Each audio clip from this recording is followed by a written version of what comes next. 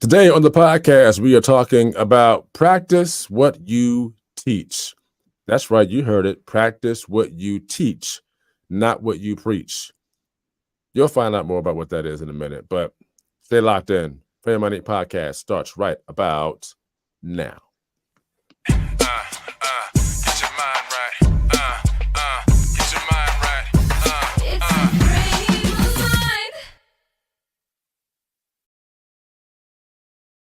Ladies and gentlemen, welcome to the Fame Money Podcast. This is your boy Simbawi Nibai Jr., aka TK, along with my man Omar Williams. We call him O, and Denise Obi. We call her D Nice. Y'all say what's up to the peeps. What's up, good people? Hello, hello, hello. It is another lovely Wednesday morning. Y'all know how we do. We jump right in and get things started. But before we do, it is Affirmation Wednesday.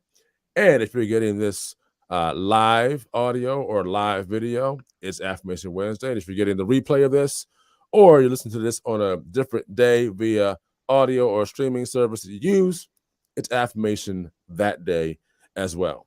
But if you got them written down, memorized, or whatever, let's get these in and out the way and get the day started. Are you ready? Here we go. Today will be a good day. Today will be an amazing day. Today will be a great day. Today will be an awesome day. Today will be a phenomenal day. Today will be stress-free. Today will be a stress-less day. Today, I will overcome all barriers that want to block my progress. Today, all circumstances, issues, and situations will work in my favor. Today, all things will line up for my good. Today, I'll become better than who I was yesterday. I am a go-getter. I am victorious. I am triumphant. I am an overcomer. I never lose. I either win or I learn. I take authority over this day. I will dominate this day. I will conquer this day. And everything I have spoken into this day will happen as I have affirmed, because I am more than a conqueror. Let's get it started. So today, not sure how long or short we'll be, but we're going to cover the topic of, again, practice what you teach. And this is not necessarily a direction towards teachers. It's really a direction towards us as adults in general. And the question I want to put out there, and I'm kind of summarizing this along with the question, is that when you're in elementary school or you're young, under the age of, say, 12 years old, and we teach our children to be nice and to be kind, to apologize to someone else, and to make sure that we, make amends, and that we, have conversations with people who have wronged us or anything of that nature. Say please, say thank you, say excuse me. And then it seems like when we hit those preteen, the teenage years, all of that kind of gets sort of pushed out the door very slowly. And then eventually it's like we just kind of forget about it. And it's not necessarily taught anymore.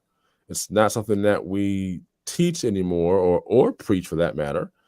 And then we become adults, and it's like we just forgotten all that we've learned as a child between the ages of, say, 5 and 12 years old. And by that time, we're not kind to people. We're not apologetic. We're at each other's throats. There's a lot of hatred involved. There's a lot of, no one wants to have conversation. No one wants to have restorative, conversations. No one wants to confront anyone. It's all about just lashing out and all out just being mean to people. Why is that? Like, why do we lose that as we become adults between our, middle school years, high school years, college, and all that? Like, what happens to us as human beings when we get to that point? Because I have my thoughts on it, but I want to hear what you guys have to say about it, because it's something that I've been recognizing more and more over the past few years. And last week it just kind of really hit me, and I'm like, man, like why is it that adults act more like children, and children are taught to act more like adults? I just don't understand it. What are you guys' thoughts on that? Honestly, I think part of it, I mean, everyone says social media, but I mean, that does play a big part in it. But also, I think it's like we're in a shell for a certain like a long period of time as a kid, and you're do as I say, not as I do. Like your parents, you're always it's ingrained in your head, like because I said so. And then when you finally get older, and then now you're going into high school, and now you're kind of becoming somewhat of a close to adulthood. Now it's kind of like, okay, well, I can just move out the house, or I can just go do whatever I want to do. I don't have to listen to my mom or dad. And also, kids are quick to call CPS nowadays. Like the parents try to say, "Oh, I'm gonna hit you with the belt," for instance, and kids are like, "Oh, that's abuse. I'm gonna call CPS," and it's kind of like the Careful, level watch of yourself. No, Mister. the They're gonna say the level of fan mine. Oh, you heard they said. right, right, but the level of discipline is just not there anymore, and a lot of parents aren't following through with like their level of authority, or the dad's not in the home, or the dad is in the home and Mm, um he's not being the level of authority, it's the mom. And the kids are like, well, if dad is just sitting back doing nothing, why do I have to listen to you? mm, And then if the dad doesn't say anything, then it's kind of like that just goes on for a while, and then it runs into like adulthood and everything. So mm, it's a many factors of things, but I think discipline is like the main reason why you see adults acting like children, because whatever wasn't dealt with as a child is showing up in adulthood. That's And good. then with the kids, it's some of the kids get it at an earlier age than when like some of the adults now. So mm. Good mhm, points. Good Good points. point. Yeah. mhm, Go ahead, Al. I believe, man, it's like like great points, and I'm gonna add to that. There's an innocence when you come here, like when you're born. There's an innocence, so like right, you almost are like open to hearing anything, instruction. Kids don't listen, but they are right. right, It may not seem like they're listening, but they're listening and taking it in. And I think over the years, you become 5, then you become 10, then 14, and 16, and 18, and 20. By the time you're 40, you done had so many experiences, and your trust levels are so down that right. somebody trying to tell you to be nice, you're like, man, Last time I was nice to them, they hurt me. Last time I said sorry to Like, them, they hurt me. get Last out my time, face. Been there. All right. last time I tried to do the right thing that I learned at 5, it Right. backfired. So you know what? I'm gonna teach my kids the right thing to do, but I'm gonna protect my heart. Wrong. I think that's the wrong stance, but I think that's what happens by the time you're 20, 25. You've had so much life experience that some of these things didn't work out, right? Being the nice guy, doing the right thing. The Mm, statement "nice guys finish last" doesn't come from nowhere. Like that's not just they didn't just make that up. Mm-hmm. That's a belief system. You know what I'm Mm, saying? that's true. Yeah. Like, so I just think over the time, over the years, and if you don't get healed, or you don't get your heart right, or you don't get your mindset changed, by the time you're 40, you're cussing people out in the car and talking about move. And then you turn to your kids and go, don't do like daddy, but move. Yeah. Oh man. Go ahead, Denise. You want to I add think that's something? what happened. Now I was just gonna say another point to that is also when kids are toddlers to even like 8, 9 years old, all that stuff that they think is cute Mm-hmm. and it's not, and they don't Mm, nip it in the bud early, It's good. that's where it trails into more bigger and bigger things.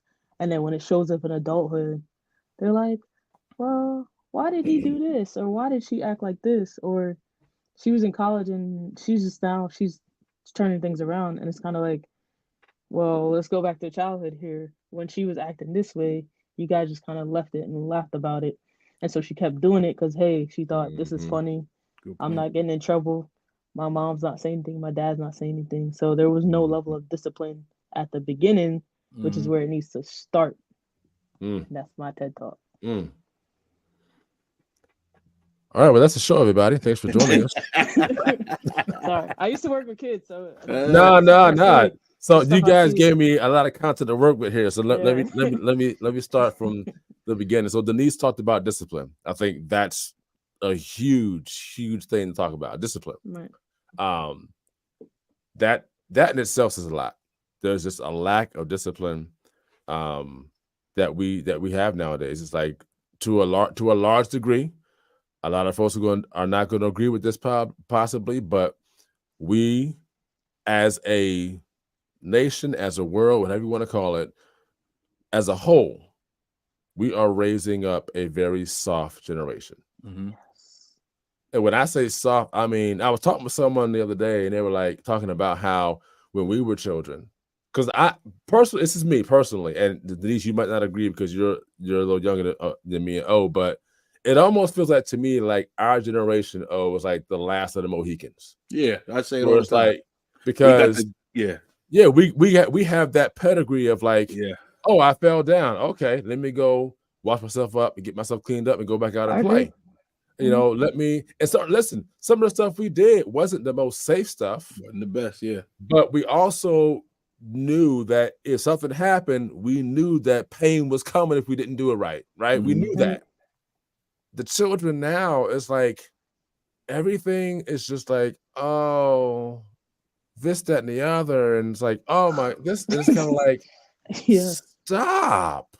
Like, get some grit about you. But it's hard for them to do that because they've been coddled so much.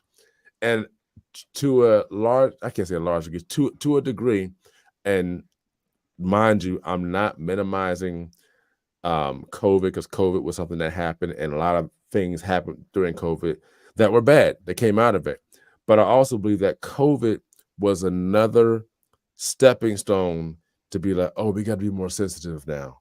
We got to do this, that, and the other. And it's like now you're seeing it in a larger field where it's like we can't do what we used to do now that we're out of this COVID era. And so more of a sidebar, but I just want to throw that in there. But discipline is definitely a huge factor. And then he came up, and this is someone said this before that I know, and they said that I'm gonna quote this person. They said you have to stop the BS. And what does that mean? You have to stop your belief system. Your belief system will get you in trouble if it's a belief system that is detrimental to your health. And I think the belief system that O was talking about, what happens is that you have a system of belief that's not working for you. But because it's so ingrained in you, you can't believe anything else. Not to mention over time, O said, hey, well, now I'm 40 years old. And now I'm like, no, I'm not being nice no more. I tried that already. And so now you've been hurt, you've been stomped on, you've been overlooked, yada, yada, yada. And listen, we've all been there before.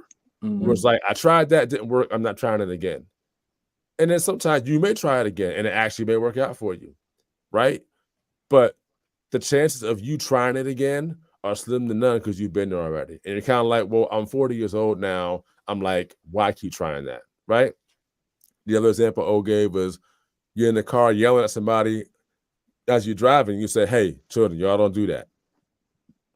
Well, they've already seen you do it. So now they think it's going to be okay to do that. So what happens is they now go to school and they copy what they saw their father do. And it's like, oh, where'd you get that from? My father. What's the parents say? I have no idea where they got that from. Yeah.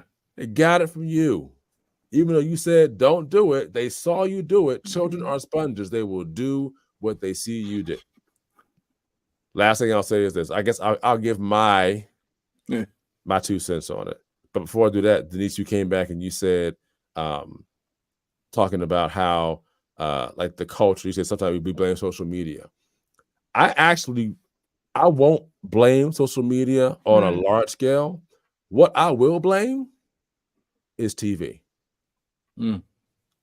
And I say this, let's look at what TV was in the 80s and 90s and see what TV started to become in the 2010s till now.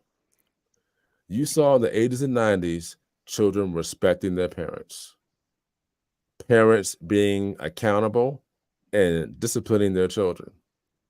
You saw this on every show, right? And then we had a little trickle in the 90s of a movie called Home Alone. It's one of my And favorite movies. listen, I honestly believe, and I'm Mm. not putting shade on Home Alone. I Okay. honestly believe that movie was a changing of the guard, and by time and it was like a slow move. Like they kind of threw it in there, but it didn't change everything all at once. And then we got to the 2010s, and it's like we started seeing this phase of disobedience, disrespect towards parents and adults, wanting to do your own thing, calling your own shots. And then we also saw that parents in these TV shows are backing down from their children. And they're like, oh, well, I'm sorry. Oh, well, that's the way you want to do it. Okay. I'm like, wait a minute, hold up, time out. How is it that we're showing these children telling their parents off and what they're going to do, and the parents backing down saying, oh, okay, I'm sorry, I'm sorry, I thought you were the parent, I thought you were the adult. So then you have children whose parents allow them to watch these things, or you're not being mindful of what your children are watching and they're watching it anyway. I will say this, and listen, this is not to toot me and my wife's horn. I'm just giving an example of what we did. There were things we did not allow our children to watch. And if they were watching something and we happened to see it and we saw something we didn't like, we're like, yeah, we're not watching that anymore. No, thank you. Mm. And so we allowed them to be children as long as they could until they decided that, okay, we want to watch something else a little more mature now, mom and dad. Okay, fine. But we are still going to screen things and make sure you're watching the right things in the right context. My son's in high school now, freshman in high school, playing football. It's a whole different world for him. So there's a lot me and him got to talk about on a consistent basis because he's playing sports. He's in the locker room. He's going to see and hear stuff he hasn't heard before. Mm-hmm. Because yes, we kept him in some sort of a box, but we also took the lid off the box and said, all right, son, now you got to experience some things. Because if I keep you in this box, you're not going to survive in this world. So the lid came off, said, all right, we gotta let you experience some things because you got to learn how to operate in this world, right? But our daughter's in middle school. You know, she's going through what middle school girls go through. So it's like, okay, you're still kind of in a box, but eventually you got to take that lid off because now you got to make sure you can survive in this world. So when you get to be in college, if that's where you're going, you get to be an adult, you realize that there's a world out there that's not just the one we let you in a box in. There's a whole other world out there you have to be able to survive and work in. And it bothers and pains me to see that the generation coming up now, there's either the box life is always there, or the box was never there, and you're exposed to everything. Like there's no in between, or there's no management of it happening from a parent standpoint, and that's kind of where I look at it from as well. So, any other thoughts on that you guys, or any other questions you guys may have that we can answer? That's a lot. Yes. There's another show that I blame these kids that was made, and it's called Caillou. Ooh, Caillou. I remember Caillou. And I didn't understand it when I was younger because I was like, all right, he's a kid. And then I got older and I was like, I had a cousin at the time and I like let her watch it. He was bad. And like the way he would talk to his parents, and the parents would like do that gentle parenting, and he would just walk all over them and then yell at them. I'm surprised he didn't curse for how rude he was to his parents. And then I would see some kids mock his behavior, and I'm like, why are we promoting this? And he was Mhm. never, and that's why he was bald, because he was bad. And that's my take. That's all I have to add. He was bald. He was bald and bad. He was bad. Okay. Yes. I remember someone. My wife had told me about Caillou, and Yes. I didn't necessarily see it. So I said, let me sit down and watch an episode. Because I mean, I did see Caillou when I was, Right. in my teenage years. I didn't watch it like that. But then I started, as I got a little older, and then my children started watching it, and she was like, Caillou's a brat, and I'm like, no, I mean, like he's just, So then I actually sat and watched the episode. I was like, oh, she's right. I'm like, this is something that other children are going to start mimicking eventually. And mind you, Caillou came on PBS. Yeah. That's the other thing. I was like, wait a minute, like, where are we going? This is PBS. You know what I mean? I'm like, whoa, hold up, time out. So no, I definitely get what you're saying with that, because that caught my eye as well. Now listen, I can't necessarily say that I put the blame on TV, but Right. TV played a huge, and still plays a huge role in society. Now, again, social media is out there, and you're going to see what you see. Our children do not have a social media account, and they probably won't have one until they are out of high school. I'm kind of like, you just don't need one. Now, once you get out of high school, whatever, it's like, all right, look, that's something you want to do. Cool. And we'll, help you through that. But, it's just, there's so much at their fingertips right now. And there's stuff that we can definitely have a handle on so that they're not exposed to too much at one time.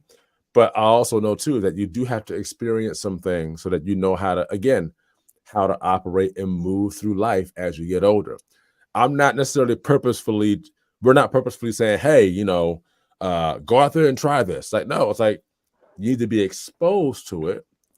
We have conversation around it, and then we can move forward. Because one thing that I don't necessarily care for is when you have people who keep their child in a box for so long that when real life starts happening, they can't function in it because they never really knew that a world outside of their box existed. And then when life punches you in the face, it's almost like that soft generation. You kind of like, oh man, it punched me in the face. It's like, oh, what happened? And now you kind of have this person who now cannot function in real life. And so it bothers me to see where this next generation is going, because I'm not really sure what kind of world they're going to live in as they get older. Like there are parents, and I will say even teachers, but teachers from a standpoint, it's more about, we teach them the educational portion of it. And then the stuff we teach them outside of that, when it comes to being nice, kind, all that stuff, that's all part of it. But I'm talking about from an adult standpoint as a parent. Like, what's the world going to look like when our children become adults? Like, what's that world look like? I'm not sure. I'm not sure. A lot of therapy. Well, you know what? Honestly, it almost feels like our schools are a mixture of like therapy and hospital and things of that nature. It's just like, it's so much that schools have now because of the social and emotional issues that students are having, and it pains me to say it, but I think that we need to look at our school system and see what we need to change in order to have our children adapt to a better educational format, I would say. And that's just my take on it. And again, I'm not knocking the public school system or any other school system, but if you look over time, and I actually saw this on social media one time, someone put on social media how all these different aspects of life have changed over time, but you looked at the school system, and the school system really has not changed over time. It's been kind of in the same all the way through with some additions here and there. But, I think it may be time for us to look at that the scope of all that and really see, are we doing our children a disservice with the way we're doing school? You know, I'm not saying that teachers are doing a bad job. I'm not saying that. I'm just saying, can we structure this in a way for our children to succeed beyond elementary, middle, and high school? You know what I'm saying? Mm-hmm. And it's not the teacher's responsibility to be the parent. It's just from an educational standpoint. Parents, you gotta be a parent no matter what. Just that simple. And if you need help being one, ask somebody. Ask somebody for help, because everybody needs help. Everybody needs help. Just a matter of you getting the help that you need. So, any other questions or thoughts that we have on practice what you teach? And again, it's not talking about teachers in the profession. We're talking about what we teach our children as parents and as a society. Because yes, things are changing, but the foundation of parenting, I think that's something that goes a long way. And I think the foundation of it is getting disrupted in a huge way. And I don't believe it's going in a direction that is going to be conducive for the next generation. Just my thought. So, anybody else? Now, I'll add this to it. Like you said, how the kids have like social media and all that good stuff. I think the parents also get too much social media. Like, we see too much. Like, it's too much. It's overload on us, right? So like, it was a time where like things were a little bit more streamlined. Wasn't much on TV. It wasn't a lot going on. It was like things were a little bit more simple. Nowadays, we're on social media a lot, right? So we're getting sensory overload about finances, sensory overload about religion, sensory overload about how this genius kid or these bad kids, sensory overload about crime. And it all comes in our minds and in our hearts. And it's like, now I gotta raise children with all this overload, right? Which also can make you not practice. Like, it's like, you know, the world they're coming to, but you're trying to still create this 1985 version. Right, so, right. Be nice to others. When you're as a parent, you're seeing like, oh my goodness, what are they going to come into? Like, how should I parent? Then you get like, social media will make you believe you're doing it wrong. If you allow it to, right? You'll see this parenting style say soft parenting. Then you'll go to another page and it'll be, you need to chastise your children. Then you go to another page and it needs to be a mixture of both, right? And it's just so much overload, man, to the point now nobody knows what to do. Nobody knows what to, but parents, we need to be rooted and grounded in the truth.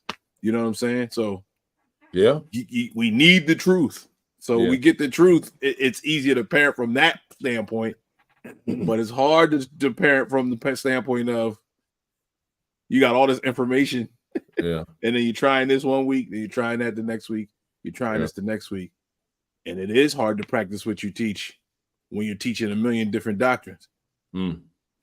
That's true. That's true right there. You know what I mean? That's good. That's good. Anything you got, Denise? I was gonna say, it's more of, I think a lot of follow through parenting is what's needed too. Like, you tell your kid, no, don't eat the candy. Dinner's at 7:00. Don't eat any candy before that. And then you're so tired to the point that, okay, it's 6:30 and they're like, oh, I'm eating a piece of candy. And you just say, you know what? That's it. Like, no, follow through with the parenting. And I think that's another part that I see where it's kind of like, even if you're stressed out and tired, like, you still got to follow through with that. Because if you follow through and put your foot down, then the kids have to respect you. The kids have to listen. And then there's going to be consequences no matter what. So I 1000% agree. No more that surface parenting is what I see. That's what I call it and what I see. is that surface parenting where they just touch the surface. Like, no, go break through that and follow through with your commandments. 1000% agree. I couldn't have said it better. I being that I work with children and parents on a consistent basis, it's like you got to follow through. Yeah. You have to. And I get that there are people out there who they do need help with parenting. I get that. That's Right. just, and there's nothing wrong with that. Right. But those of us who are just doing it our own way, or you're like, well, my parents did this, I'm not doing this, I'm gonna do it my own way. Mm-hmm. That's fine, but is that really working out for you? Is it working out for your child? So it may be working out for you. In the long run, it's not gonna work out for your child, because that's not the way the world works. Right. And I think that our parenting needs to reflect how the world works, or teaching them, preparing them for how the world works, and so follow through. Listen, how much follow through are you going to get when you become an adult and you have a job? They're going to follow through. when they ready to fire you, they're going to follow through, and they're not going to care that you have bills to pay. They're going to say, well, unfortunately, blah blah blah blah, you're fired. Now, again, follow through could also be a positive thing too, as well. Like, they may follow through and give you a raise or promotion. Great. Mm-hmm. Awesome. But this is not how the world works. We have to prepare our children for how the world works and how it runs. So, all great points today, all great conversation. Thanks to Denise and O for bringing their perspectives to us today, and for you guys out there. Hopefully, you guys got some value out of this. I know everyone may not agree with what we talk about, what we say. I think the conversation needs to be had. I know we had this conversation before, probably about a year or so ago, but wanted to bring it back up again because it's just needs to be talked about. And I know O said earlier that you have to, stick to the truth.